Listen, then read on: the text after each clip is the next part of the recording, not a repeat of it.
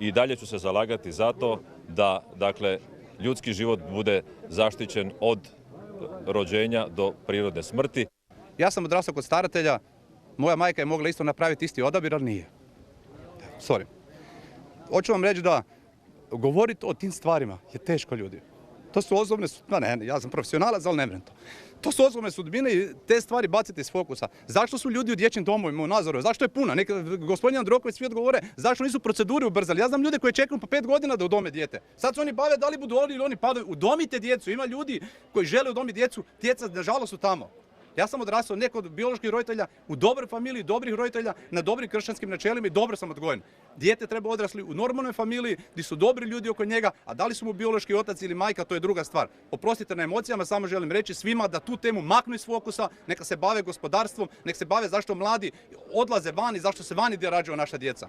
Nemojte osobne sudbine ljudi, evo vratio sam se u formu, nemojte osobne sudbine ljudi i molim vas nemojte se time baviti jer to je najlakše sa ljudima se ko sa špekulama poigravati. Svaki ljudski život vidite, možda ja ne bi danas ovdje stajao da je to bilo pravilo, ali to je bila iznimka. Znači, to može biti iznimka u nekim teškim okolnostima. Ljudi bi trebali proći neki tečaj, odrazgovarati, puno edukacije imati da kad se odluče na taj čin da ne žale cijeli život nakon toga. Nažalost, u političkoj areni političari to prelako bacaju floskule, bacaju teme, ljudi budu povređeni, ali briga njih. Život ide dalje, oni će završiti u Saboru, dobivat će plaće, fučka se njima, da li će oni raditi u Irskoj, Njemački gdje. Samo volim i vas medije, nemojte ljudske teme, nemojte ljudske sudbine tako ugrožavati, nemojte se time baviti kao da to nisu osobne stvari. Osobno su ljudi povrijeđeni, ljudi neki ne mogu imati djece i udomili bi djecu.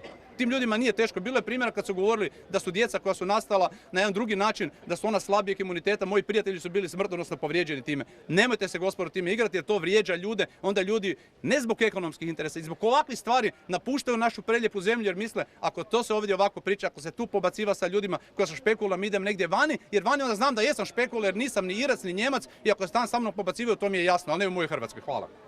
Bravo.